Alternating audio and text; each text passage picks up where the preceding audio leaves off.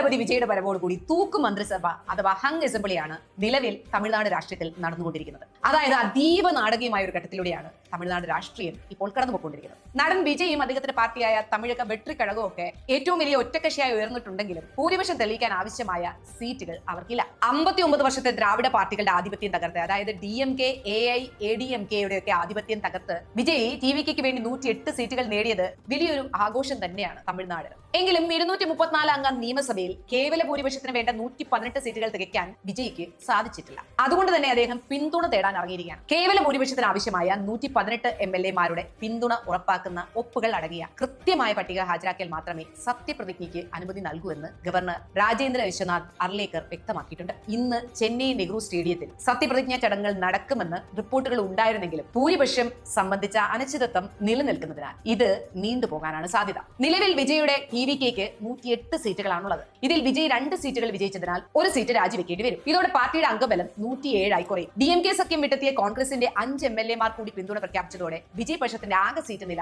112-ലെത്തി നിൽക്കുകയാണ്. AIADMK general secretary Edappadi K പളനിസ്വാമിയുടെ വസതി TVK ഭാരവാഹികൾ സന്ദർശിച്ചു എന്നുള്ളതാണ് ഏറ്റവും പുതിയ ന്യൂസ്. ഇക്കാര്യത്തിൽ സീറ്റുകളുടെ കുറവ് നികത്തുന്നതിനായി AIDMKയുടെ 47 MLA-മാരുടെ പിന്തുണ ഉറപ്പാക്കാനാണ് ഈ തന്ത്രപരമായ നീക്കം. എങ്കിലും അധികാരത്തിലെത്താൻ ആവശ്യമായ 118 എന്ന മാന്ത്രിക സംഖ്യ തികയ്ക്കാൻ 6 പേരുടെ കൂടി പിന്തുണ ആവശ്യമാണ്. ഈ സാഹചര്യത്തിൽ വക്കം മുഹമ്മദ് ഖാൻ, ഇടതുപക്ഷ പാർട്ടികൾ എന്നിവരുടെ പിന്തുണ നേടാൻ വിജയ് നേരിട്ട് ചർച്ചകൾ നടത്തുന്നുണ്ട്. തമിഴ്നാട് രാഷ്ട്രത്തിലെ വിജയ്ക്ക് ഭൂരിപക്ഷം തികയ്ക്കാൻ ഇനിയും സീറ്റുകൾ ആവശ്യമുള്ള സ്ഥിതിക്ക് ഹങ് അസംബ്ലി തുടരുന്നതുകൊണ്ട് അവിടെ ഒരു പ്രത്യേകതരം പ്രതിഭാസം കൂടി പോകുന്നുണ്ട്. അതായത് റിസോർട്ട് രാഷ്ട്രീയമാണ് ഇപ്പോൾ അവിടെ സജീവമായിരിക്കുന്നത്. രാജ്യവും സംസ്ഥാനവും ഉറ്റുനോക്കുന്ന ഒരു ചതിയാണ് കോൺഗ്രസ് ചെയ്തിരിക്കുന്നത്. വരാനിരിക്കുന്ന സഖ്യകക്ഷി ഗവൺമെന്റിന്റെ പങ്കാളിത്തമാണ് ഇതിലൂടെ കോൺഗ്രസ് ലക്ഷ്യമിടുന്നത്. അതുകൊണ്ട് തന്നെ തങ്ങളുടെ MLA-മാരെ എല്ലാം ഓരോ പാർട്ടിക്കാരും ഇപ്പോൾ ഭയക്കുകയാണ്. തങ്ങളുടെ MLA-മാരെ വിജയപക്ഷം കൂറുമാറിയിക്കുമോ എന്ന് ഭയന്ന് അണ്ണാ DMKയുടെ നേതൃത്വം 15ഓളം MLA-മാരെ പുതുച്ചേരിയിലുള്ള സ്വകാര്യ റിസോർട്ടിലേക്ക് മാറ്റിയിട്ടുണ്ട്. ഇതിന് മറുപടി എന്നോണം TVKയും തങ്ങളുടെ MLA-മാരെ മാമല്ലപുരത്തെ റിസോർട്ടിലേക്ക് മാറ്റി സുരക്ഷ ഉറപ്പാക്കിയിട്ടുണ്ട്.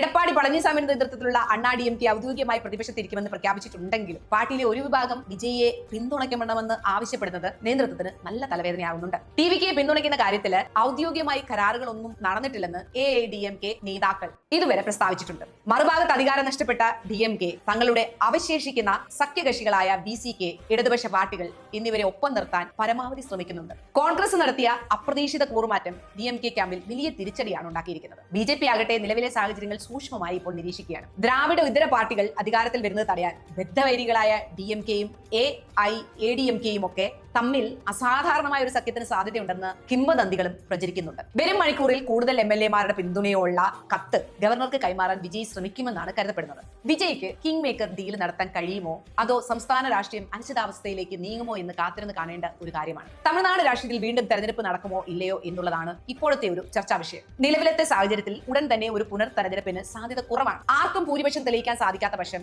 ഗവർണർക്ക് ചില നടപടികളൊക്കെ സ്വീകരിക്കാം. ഏറ്റവും വലിയ ഒറ്റക്കക്ഷിയെയോ സഖ്യത്തെയോ സർക്കാർ രൂപീകരിക്കാൻ ക്ഷണിക്കുകയും സഭയിൽ ഭൂരിപക്ഷം തെളിയിക്കാൻ നിശ്ചിത സമയം അനുവദിക്കുകയും ചെയ്യുക എന്നുള്ളത് ഗവൺമെന്റിന്റെ ഒരു നടപടിക്രമമാണ്. പിന്നെയുള്ളത് ഒരു പാർട്ടിക്കും സർക്കാർ രൂപീകരിക്കാൻ കഴിയില്ലെന്ന് ബോധ്യപ്പെട്ടാൽ ഗവർണർ കേന്ദ്ര സർക്കാരിന് റിപ്പോർട്ട് നൽകുകയും സംസ്ഥാനത്ത് രാഷ്ട്രപതി ഭരണം ഏർപ്പെടുത്താൻ ശുപാർശ ചെയ്യുകയും ചെയ്യുമെന്നുള്ളതാണ്. മൂന്നാമത്തെ കാര്യം, രാഷ്ട്രപതി ഭരണത്തിന് കീഴിലും സഖ്യ ചർച്ചകൾ പരാജയപ്പെടുകയാണെങ്കിൽ മാത്രമേ 6 മാസത്തിനുള്ളിൽ പുതിയ തെരഞ്ഞെടുപ്പ് പ്രഖ്യാപിക്കുകയുള്ളൂ. ഇനിയും സർക്കാർ രൂപീകരിക്കുന്നതിനുള്ള ഫോർമാലിറ്റീസ് എന്ന് പറഞ്ഞു കഴിഞ്ഞാൽ 1. ഏറ്റവും വലിയ ഒറ്റക്കക്ഷിയുടെ നേതാവ് ഗവർണറെ കണ്ട് പിന്തുണയ്ക്കുന്ന MLA-മാരുടെ പട്ടിക നൽകണം. 2. ഗവർണറുടെ പരിശോധന ഉണ്ടാകും. നൽകിയ പട്ടികയിലെ ഒപ്പുകൾ വ്യാജമല്ലെന്ന് ഗവർണർ ഉറപ്പുവരുത്തും. 3. ഗവർണർക്ക് ഇതെല്ലാം ബോധ്യപ്പെട്ട് കഴിഞ്ഞാൽ മുഖ്യമന്ത്രിയെയും മന്ത്രിമാരെയും സത്യപ്രതിജ്ഞയ്ക്ക് ക്ഷണിക്കും. സത്യപ്രതിജ്ഞയ്ക്ക് ശേഷം ഫ്ലോർ ടെസ്റ്റ് ഉണ്ടാവും. അതായത് നിയമസഭയിൽ വിശ്വാസ വോട്ടെടുപ്പിലൂടെ ഭൂരിപക്ഷം തെളിയിക്കണം. ഇതിനായി ഒരു താൽക്കാലിക സ്പീക്കറെ ഗവർണർ നിയമിക്കും. ആർക്കും വ്യക്തമായ ഭൂരിപക്ഷമില്ലാത്ത ഹങ് അസംബ്ലി സാഹചര്യം നിലനിൽക്കുന്നതിനാൽ തമിഴ്നാട് രാഷ്ട്രീയം ഇപ്പോൾ വലിയൊരു പ്രതിസന്ധി ഘട്ടത്തിലൂടെയാണ് കടന്നു പോകുന്നത്.